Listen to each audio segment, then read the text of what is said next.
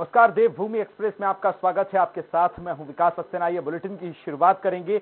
वाराणसी में हो रहे मुख्यमंत्री कॉन्क्लेव में बीजेपी शासित 12 राज्यों के मुख्यमंत्री और 9 उप मुख्यमंत्री शामिल हुए हैं। इस कार्यक्रम में उत्तराखंड के मुख्यमंत्री पुष्कर सिंह धामी भी शामिल हुए हैं। इस दौरान वे कॉन्क्लेव के लिए आए विभिन्न प्रदेशों के मुख्यमंत्रियों और उप मुख्यमंत्रियों से मिले। मुख्यमंत्री धामी ने कॉन्क्लेव में राज्य में संचालित केंद्र व राज्य सरकार की योजनाओं का खाका रखेंगे। इस दौरान उन्होंने होम स्टे योजना का भी जिक्र किया। कॉन्क्लेव के सभी राज्यों के मुख्यमंत्री अपने राज्यों की बेस्ट प्रैक्टिस और किए गए कामों को पीएम से उन्होंने अवगत कराएंगे और पीएम मोदी के सामने राज्य और केंद्र सरकार की जन कल्याणकारी योजनाओं की उपलब्धियों पर प्रेजेंटेशन दिया जाएगा।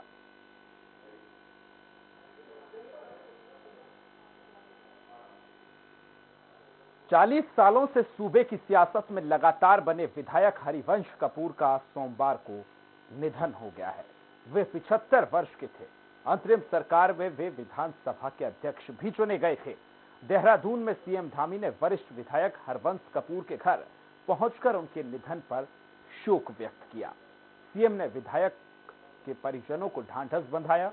इस दौरान उन्होंने कहा कि हरवंश कपूर ने अपनी विधानसभा क्षेत्र में हमेशा विकास कार्य किए। मुख्यमंत्री ने कहा कि हरवंश कपूर राजनीतिक मूल्यों को आत्मसात करते हुए विधानसभा क्षेत्र के विकास के लिए हमेशा मुखर रहे। लगातार 8 बार विधानसभा चुनाव जीतना उनकी लोकप्रियता को साबित करता है।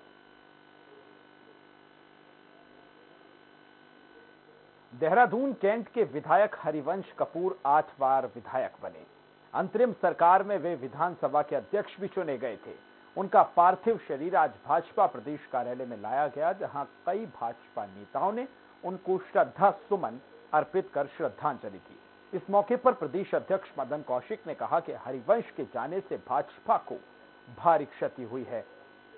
उन्होंने कहा कि लगभग अगर बात की जाए तो कल तक के सभी कार्य रद्द कर दिए जा रहे हैं।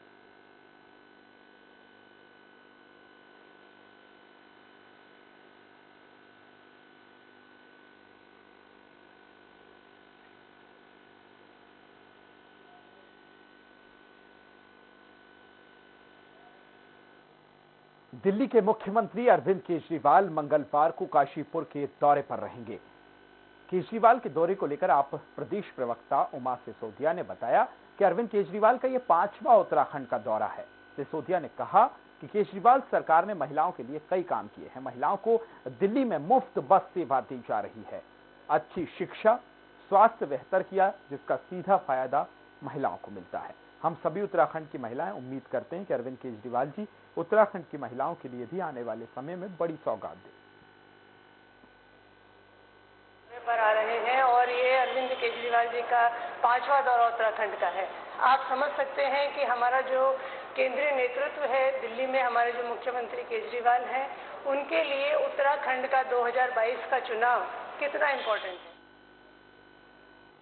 काशीपुर में पत्रकार आरिफ खान पर हुए जानलेवा हमले के मामले में आप नेता यूनुस चौधरी ने सफाई देते हुए कहा है कि मैंने इस तरह किसी भी घटना को अंजाम नहीं दिया है और ना मेरे साथियों ने। बता दें कि करीब 4 दिन पहले पत्रकार आरिफ खान पर कुछ लोगों ने जानलेवा हमला किया था, जिसमें आरिफ खान समेत मीडिया के लोगों ने पुलिस से शिकायत की थी। पुलिस ने मामले में 5 लोगों समेत कुछ अज्ञात लोगों पर मामला दर्ज किया था। इधर यूनुस चौधरी ने मामले में सफाई दी है और कहा है, मैं तो पत्रकार का सम्मान करता हूं, मैं ऐसा भला क्यों करूंगा। सम्मान करते हैं, हम किससे लड़ेंगे? हम तो अपने भाइयों का सम्मान करते हैं। हमारे सब भाई हैं और इस तरह की घटना नहीं होनी चाहिए थी। मुझे उसका अफसोस है कि नहीं होना चाहिए, ऐसा नहीं होना चाहिए। लेकिन साथियों, मैं आपके साथ हूं, हमेशा आपके पत्र भाइयों के साथ मैंने सम्मान किया है, हमें सम्मान। कृषि कानूनों की वापसी पर कांग्रेस में जश्न का माहौल है। कालाढूंगी के बेल पड़ाव में भी कांग्रेस कार्यकर्ताओं ने कानून की वापसी पर खुशी जताई है। कांग्रेस कार्यकर्ता पीयूष विष्ट ने कहा है कि आंदोलन के दम पर देश को आजादी मिली थी। अब किसानों के आंदोलन से ही इस काले कानून को वापस किया गया है। ये किसानों की ही नहीं बल्कि हर उस व्यक्ति की जीत है जो सरकार से परेशान था।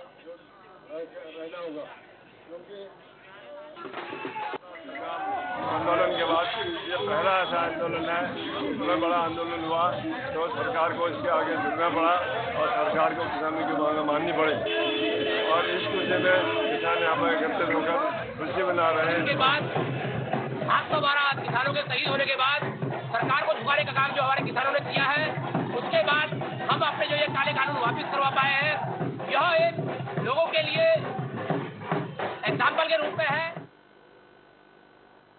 उत्तराखंड के राज्यपाल लेफ्टिनेंट जनरल गुरमीत सिंह ने कहा है कि पुस्तकालयों में भारत के प्राचीन ज्ञान विज्ञान वेदों उपनिषद ग्रंथों संस्कृति और सभ्यता का डॉक्यूमेंटेशन किया जाए। साथ ही लाइब्रेरी हमारी प्राचीन ज्ञान विज्ञान सभ्यता और संस्कृति के संरक्षण का केंद्र है। उन्होंने कहा कि लाइब्रेरीज हमारी प्राचीन भारतीय संस्कृति व ज्ञान विज्ञान के आर्काइव हाउस के रूप में उन्हें स्थापित किया जाना चाहिए। राज्यपाल ने कहा कि हमारे प्राचीन ग्रंथों और साहित्य को संरक्षित करने के लिए इनका डिजिटलाइजेशन किया जाना भी अति आवश्यक है।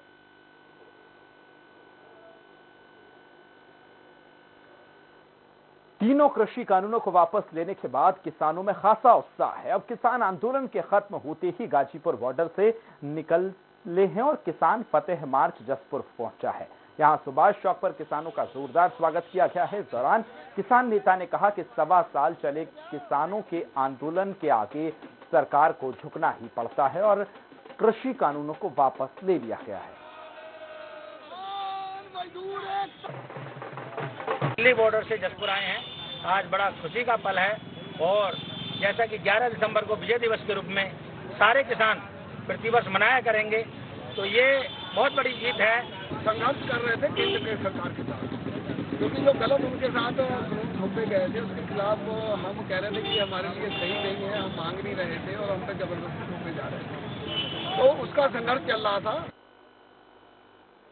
उत्तराखंड विधानसभा चुनाव को लेकर कांग्रेस लगातार सक्रिय बनी हुई है। इसी क्रम में 16 दिसंबर को देहरादून में राहुल गांधी की शौर्य सम्मान समारोह रैली आयोजित होने जा रही है। इस कार्यक्रम को लेकर कांग्रेस कार्यकर्ताओं ने तैयारियां शुरू कर दी हैं। कांग्रेस प्रदेश सचिव महेश प्रताप सिंह राणा ने हरिद्वार में रैली की तैयारियों को लेकर कांग्रेस नेताओं और कार्यकर्ताओं के साथ समीक्षा बैठक की है। महेश प्रताप सिंह राणा ने कहा कि रैली में शामिल होने के लिए रानीपुर विधानसभा के सैकड़ों कार्यकर्ता देहरादून रैली में जाएंगे। रैली की तैयारियों को लेकर भी यह बैठक की गई है। रैलियों को लेकर युवाओं में बहुत जोश देखने को मिल रहा है। हमारे बहुत ही सम्मानित पार्टी के उपाध्यक्ष श्री राहुल गांधी जी 16 तारीख को देहरादून में आ रहे हैं और वो निश्चित रूप से इस सरकार की कब्र में अंतिम कील साबित होगी उनकी रैली। देहरादून में होने वाली राहुल गांधी की रैली की तैयारियों में कांग्रेस पूरी मजबूती से जुट गई है। हल्द्वानी में कांग्रेस पब्लिसिटी कमेटी के अध्यक्ष सुमित हृदेश ने बताया है कि रैली को ऐतिहासिक बनाने के लिए नैनीताल और उधम सिंह नगर से 30,000 से ज्यादा कार्यकर्ता पहुंच रहे हैं। सुमित हृदेश ने कहा कि बीजेपी सरकार से जनता का मोह भंग हो गया है। जिस तरह से राज्य में महंगाई, भ्रष्टाचार और बेरोजगारी चरम पर है, उससे यह स्पष्ट हो गया है कि 2022 में उत्तराखंड में कांग्रेस की सरकार बनने जा रही है। देश और देश के ज्वलंत मुद्दे हैं, उन पे माननीय हमारे आदर्श राहुल गांधी जी अपना जो भाषण है, अपने जो वाक्य हैं, उससे अपनी आवाज को और प्रदेश की और देश की आवाज को बुलंद करेंगे और प्रत्याशित इसमें मैं इस बारी उत्साह देख रहा हूं। यहां वक्त एक छोटे से ब्रेक का, जल्द होंगे हाजिर।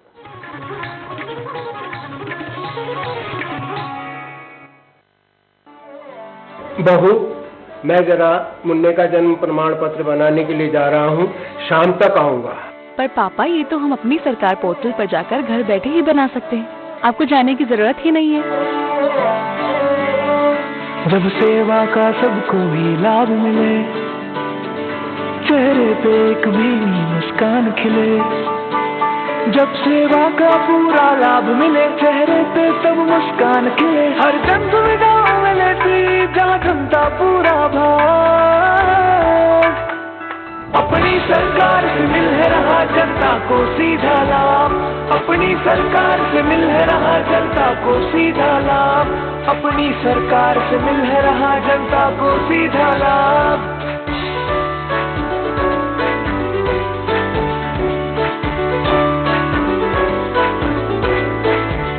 चाहे आवेदन करना है या कोई फॉर्म भरना है, अपनी सरकार पे जाना है, बस इतना सा ही करना है, बस इतना सा ही करना है। अब हर मुश्किल आसान हुई जो कल तक था एक ख्वाब।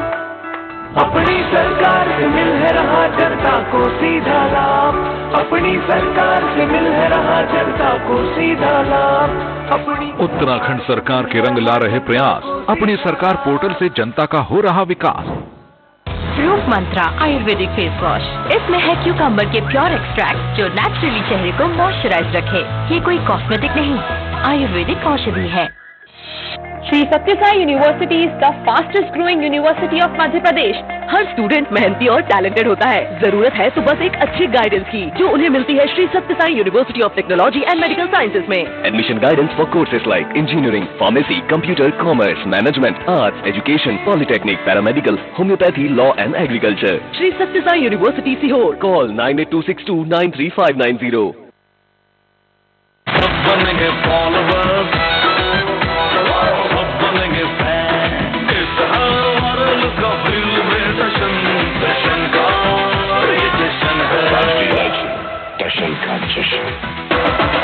अपनाएं आयुर्वेदिक रूप मंत्रा, इसमें है क्यूकम्बर के प्योर एक्सट्रैक्ट जो नेचुरली चेहरे को मॉइस्चराइज रखे, ताकि पिंपल्स और डेड स्किन जैसी प्रॉब्लम से मिले रिलीफ। रूप मंत्रा आयुर्वेदिक फेस वॉश, ये कोई कॉस्मेटिक नहीं, आयुर्वेदिक औषधि है। साथियों नमस्कार, जय जोहार।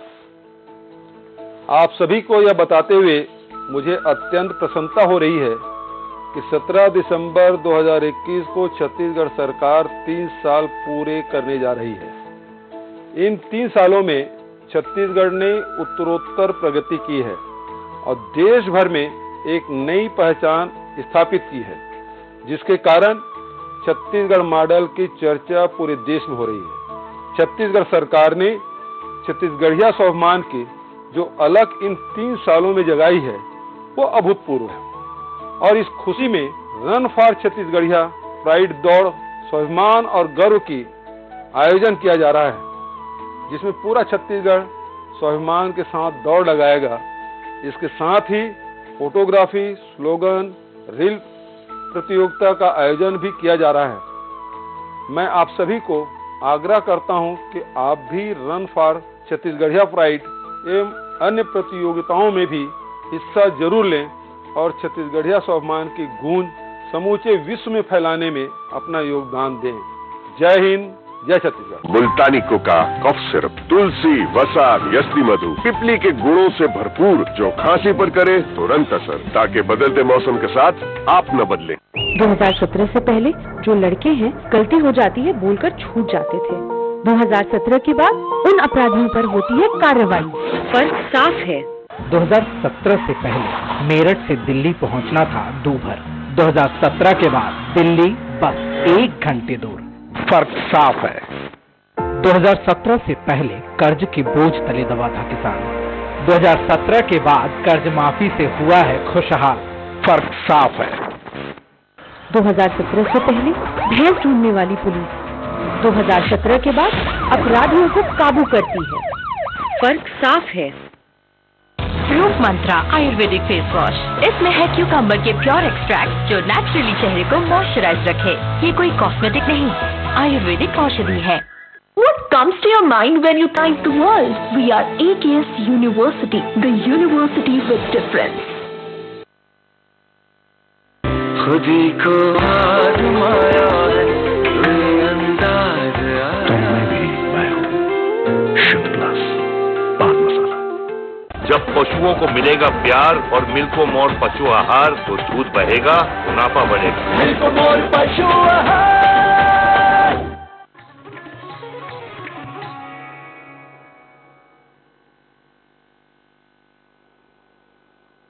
ब्रेक के बाद एक बार फिर आपका स्वागत है। खबर का रुख करेंगे। विधानसभा चुनाव को लेकर समाजवादी पार्टी ने यूपी के साथ साथ उत्तराखंड में भी मोर्चा संभाल लिया है। खटीमा में समाजवादी पार्टी के जिलाध्यक्ष योगेंद्र यादव ने प्रेस वार्ता की है और उत्तराखंड निर्माण में सपा की सकारात्मक भूमिका और उपलब्धियों को गिनाते हुए सपा की सरकार बनने का दावा किया। यादव ने कहा कि उत्तराखंड की जनता समाजवादी पार्टी को एक विकल्प के रूप में देख रही है। वहीं यादव ने बीजेपी और कांग्रेस की असफलताएं भी गिनाई। समाजवादी पार्टी को विकल्प के रूप में देख भी रही है, क्योंकि माननीय नेताजी का जब कार्यकाल रहा, जब उत्तराखंड और उत्तर प्रदेश एक रहा और उत्तराखंड की जो सदियों की मांग थी उत्तराखंड राज्य बनाने की, लोगों की भावनाओं को ध्यान में रखते हुए माननीय नेताजी ने इसका परिसीमन करवाया।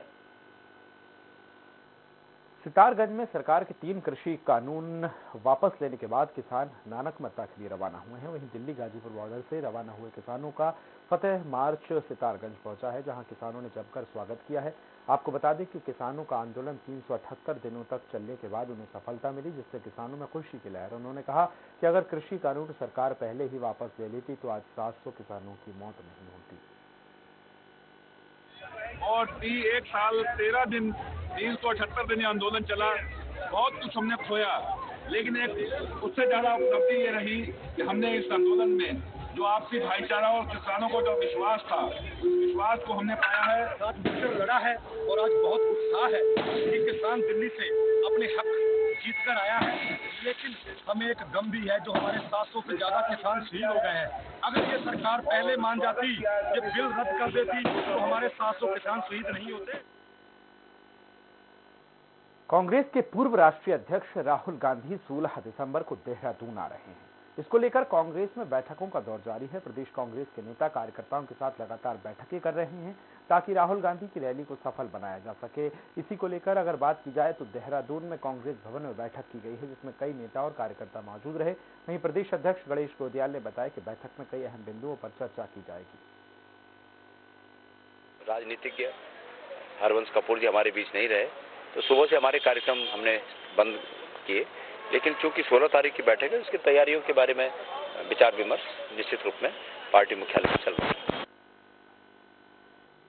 सितारगंज पहुंचे पूर्व मंत्री यशपाल आर्य ने सड़क हादसे में समाजसेवी कांग्रेस नेता के बेटे शुभम विश्वास के निधन पर शोक जताया है। इस दौरान यशपाल आर्य ने मीडिया से रूबरू होते हुए कहा कि उत्तराखंड में प्रत्याशियों के चयन का फैसला हाईकमान को करना है और आज जो भी फैसला हाईकमान का होगा सभी कार्यकर्ताओं और नेताओं को मानना होगा। वहीं भाजपा पर प्रहार करते हुए उन्होंने कहा कि देश में बेरोजगारी बढ़ चुकी है, महंगाई आसमान छू रही है, युवा बेरोजगार है, क्राइम की तरफ बढ़ रहा है। उन्होंने कहा कि सितारगंज चीनी की मिल बंद हो रही है, जिससे भी किसान परेशान है। स्थानीय नेता हैं, उन्होंने अपना पक्ष रखा है, जवाबदारी प्रस्तुत की है, लेकिन फैसला निर्णय हाईकमान को करना है, केंद्रीय नेतृत्व को करना है। प्रदेश कांग्रेस के का जो हमारा पैनल है, स्ट्रिंग कमेटी है। पोखरी में हिमवंत कवि चंद्र कुंवर वर्तवाल खादी मेले का आयोजन किया गया है। मेले की अंतिम संध्या पर मुख्य अतिथि विधायक महेंद्र भट्ट ने गीत प्रज्वलित कर इसकी शुरुआत की। इसके साथ ही स्वर्गीय नरेंद्र भंडारी और श्रीधर आजाद को श्रद्धांजलि दी गई। कार्यक्रम में प्रसिद्ध गायक इंद्र आर्य, हरि चौधरी, गायक मनुष शाह के अपने गानों से समा उन्होंने बांधा है, जिस पर दर्शकों ने जमकर ठुमके लगाए हैं। वहीं कार्यक्रम में मौजूद विधायक महेंद्र भट्ट ने कहा कि मेरा हमेशा से उद्देश्य है कि पोखरी का मेला भव्य हो। आने वाले साल में मेले को और भव्य रूप में देखा जाएगा। इस दौरान उन्होंने नगर पंचायत के कार्यों की प्रशंसा की। रामनगर के सल्ट विधानसभा से अपनी दावेदारी ठोकने वाले पूर्व राज्य मंत्री का दर्जा प्राप्त दिनेश मेहरा ने कहा है कि अगर पार्टी मुझे प्रत्याशी बनाती है तो भारी मतों से जीत हासिल करूंगा। दिनेश मेहरा ने कहा कि सल्ट विधानसभा मेरी जन्मभूमि रही और यहां से ही मेरा राजनीतिक कैरियर रहा है। मेहरा ने कहा कि सल्ट से मेरे बड़े भाई और मेरी भाभी जी भी कई पदों पर रहे हैं। इस बात को उन्होंने गणेश मेहरा चैरिटेबल ट्रस्ट के कार्यक्रम में कहा।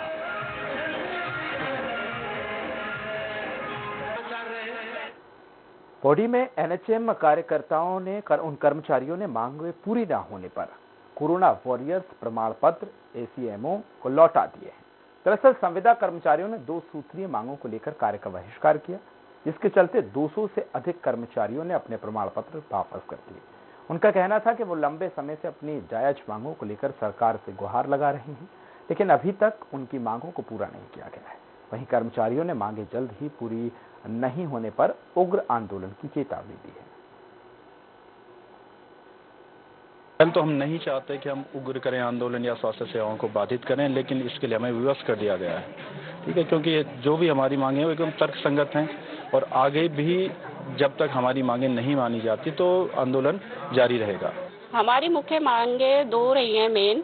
एक तो हमें जॉब सिक्योरिटी चाहिए 60 साल तक, और दूसरी हमारी मांगे थी हरियाणा की तरफ से हमारा ग्रेड पे लगाया जाए। बट सरकार, हम इतने दिन से धरने पर बैठे हुए हैं, बट सरकार के तो कानों तक हमारी आवाज ही नहीं जा पा रही लग रहा है। सितारगंज के नानक मत्ता में किसानों ने नानक सागर डैम का जलस्तर कम करने को लेकर उप जिलाधिकारी तुषार सैनी को ज्ञापन सौंपा है। किसानों का कहना था कि नानक सागर डैम का पानी खेतों में काफी लंबे समय से भरा है, जिस कारण उनके खेतों के गन्ने की फसल की कटाई और फसल की निकासी नहीं हो पा रही है। वहीं गेहूं की फसल भी खराब हो रही है। वहीं जिलाधिकारी उप जिलाधिकारी का कहना है कि किसानों की मांग पर सिंचाई खंड से वार्ता की जाएगी और जल्द ही समस्या का समाधान किया जाएगा। डैम खुली है और उसमें विधायक जी अपनी किस्तें चला रहे हैं, 250 रुपए किराए पे सवारी के हिसाब से वो उसका लाभ ले रहे हैं और किसानों की तरफ कोई नहीं देख रहा है। हम लोग परेशान हैं, बंदे बैठेंगे, रास्ते जाम करेंगे और क्या करेंगे, यही करेंगे जो हम लोग कर सकते हैं। से भी ऊपर बह रहा है, जिसके कारण जो है आसपास के किसानों की जमीनें वो जलमग्न हो गई हैं। इसके संबंध में मैं एक सीएन जो हमारे बरेली क्षेत्र के हैं उनसे बात करेंगे और मुझे उम्मीद है कि इसमें कोई न कोई सोल्यूशन जो है वो निकल जाएगा। खबर देहरादून से है, जहां पुलिस मुख्यालय में 2 दिवसीय सम्मेलन का शुभारंभ हो गया है। कार्यक्रम में मुख्य सचिव, वित्त व गृह सचिव समेत पुलिस के सभी वरिष्ठ अधिकारी मौजूद रहे। सम्मेलन में स्मार्ट पुलिसिंग को लेकर चर्चा की गई। इस दौरान सचिव डॉक्टर एसएस संधू ने बताया कि साइबर क्राइम को रोकने के लिए आईआईटी के साथ ही साइबर सिक्योरिटी विभाग बनाया जाए। वहीं डीजीपी अशोक कुमार ने कहा कि पुलिस स्मार्ट पुलिसिंग की दिशा में तेजी से काम कर रही है। एक ये निर्णय लिया गया कि हमारी पुलिस विभाग इसमें बिल्कुल आधुनिक रहे, इसलिए एक जो इंडिया का बेस्ट आईआईटी है जिसमें कंप्यूटर साइंस का डिपार्टमेंट, इसके अलावा बाकी जो भी इश्यूज हैं पुलिस के, हम आपस में चर्चा करेंगे, मंथन करेंगे और जो बेस्ट पॉसिबल है वो आगे के लिए नीतियां निर्धारित करेंगे। उसी के इनॉग्रल सेशन के लिए हमने माननीय मुख्य सचिव महोदय को बुलाया था। बुलेटिन में फिलहाल इतना ही। बने रहिए स्वराज एक्सप्रेस के साथ। नमस्कार।